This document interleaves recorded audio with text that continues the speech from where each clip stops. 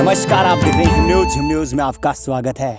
आज एक और कहानी, सचिन जी की जुबानी। अगर आपके क्षेत्र में कोई भी कोरोना संक्रमित पाया जाता है या क्षेत्र में कोई बाहर से आता है तो क्या करें, आइए जानते हैं सचिन जी की जुबानी। दोस्तों, मैं सचिन तनवान। दोस्तों, यदि आपको ये मालूम पड़े कि आपके इर्द गिर्द या आपके आस पड़ोस में कोई किसी व्यक्ति पर कोरोना के लक्षण पाए जाते हैं तो आप क्या करेंगे? जायज़ है कि आप उस गली को छोड़ देंगे। यदि रिपोर्ट नेगेटिव भी आती है तो भी आप उस व्यक्ति को कई दिनों तक छूने से डरेंगे। और एक जिम्मेदार नागरिक होने के नाते आपको करना भी चाहिए, क्योंकि ये जो वायरस है ये किसी को छूने से, कोरोना संक्रमित व्यक्ति को छूने से या किसी व्यक्ति ने, संक्रमित व्यक्ति ने किसी वस्तु को छुआ है और हम उसी को टच करें वस्तु को, तो उससे भी फैल रहा है। वो इस समय में हमारे सबसे बड़े योद्धा कौन है जो हमें इस जंग से जीत दिला रहे हैं? सबसे बड़े योद्धा है doctors, medical department, police, administration. और ऐसे, क्योंकि हमें वो दिशा निर्देश दे रहे हैं हम उसका पालन भी कर रहे हैं, पालन करना भी चाहिए। डॉक्टर्स जो हैं, हम देख रहे हैं डॉक्टर और पुलिस उस संक्रमित व्यक्ति का इलाज करते करते डॉक्टर जो है खुद संक्रमित हो जा रहे हैं, लेकिन फिर भी वो तन मन धन से देश की सेवा में लगे हैं, क्योंकि वो धरती पर ईश्वर का रूप माना जाते हैं। लेकिन कुछ लोग ऐसे भी हैं जो उन्हीं लोगों पर, डिपार्टमेंट पर, हेल्थ डिपार्टमेंट, डॉक्टर्स पर हमला कर रहे हैं, उनकी गाड़ियों को तोड़ रहे हैं, डॉक्टरों को पीट रहे हैं। जरा आप सोचें, उन्हें इंसान तो क्या, जानवरों की संज्ञा देना भी जानवरों का अपमान है। ऐसे समय पर जब हमें उनकी मदद करनी चाहिए ताकि वो निर्भय होकर कार्य करें, हम उन्हीं पर हमला कर रहे हैं।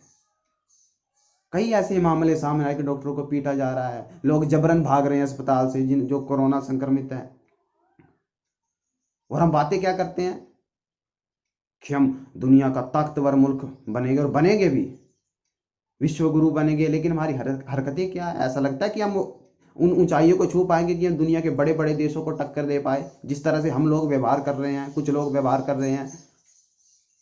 लेकिन खैर, सरकार अब अध्यादेश लाई है, द एपिडेमिक डिजीज ऑर्डिनेंस,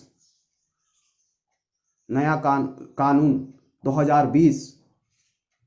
अब उसके तहत यदि कोई व्यक्ति एडमिनिस्ट्रेशन पर हमला करता है, पुलिस, हेल्थ डिपार्टमेंट, आशा वर्कर से लेकर एमबीबीएस डॉक्टर तक, तो उसे 5 लाख तक का फाइन होगा और कम से कम 7 साल तक की सजा का प्रावधान है। 1 साल से लेकर 7 साल तक की सजा का प्रावधान है। फिर उसमें यह नहीं देखा जाएगा कि कौन किस जाति धर्म, सबसे हटके है। इससे डिपार्टमेंट को और भी पावरफुल बनाया गया है। फिर व्यक्ति, कुछ लोग ऐसे भी हैं जिनको क्वारंटाइन किया गया, लेकिन वो कह रहे हैं कि हम जी लोकतंत्र में रहते हैं, लोकतांत्रिक देश में रहते हैं, हम घूमेंगे फिरेंगे। तो फिर ये सब बहाने नहीं चलेंगे, उनको जबरन भी अंदर रखा जाएगा। और मामला मात्र 30 दिनों के अंदर जांच और 1 साल के अंदर फैसला, और जांच भी सीनियर इंस्पेक्टर करेंगे। लेकिन फिर एक बार सोचने की जरूरत है कि ये कानून लाया क्यों गया। पहले ये कानून ब्रिटिश सरकार का था, ब्रिटिश सरकार लाई थी, लेकिन अब भारत सरकार ने इसे और मजबूती से लागू किया है। लेकिन फिर सोचे कि ऐसे कानून लाने की आवश्यकता क्यों पड़ी? क्या हम खुद अपनी जिम्मेदारियां खुद नहीं समझते? एक इंसान होने के नाते जब हमें देश के साथ चलना है, डॉक्टर्स की मदद करनी है, हम उन पर हमला कर रहे हैं। और हाँ, यदि कोई गाड़ियां भी तोड़ता है, हेल्थ डिपार्टमेंट की गाड़ियां तोड़ता है, तो जितने की वो गाड़ी है, 10-15 लाख की गाड़ी से डबल वसूला जाएगा, चाहे सरकार संपत्ति जब्त करे, जैसे भी वसूले। तो मेरा आपसे विनम्र निवेदन है दोस्तों, इस तरह का कोई कार्य ना करें, क्योंकि हम एक जिम्मेदार देश के जिम्मेदार नागरिक हैं और हमारी बहुत बड़ी जिम्मेदारी बनती है।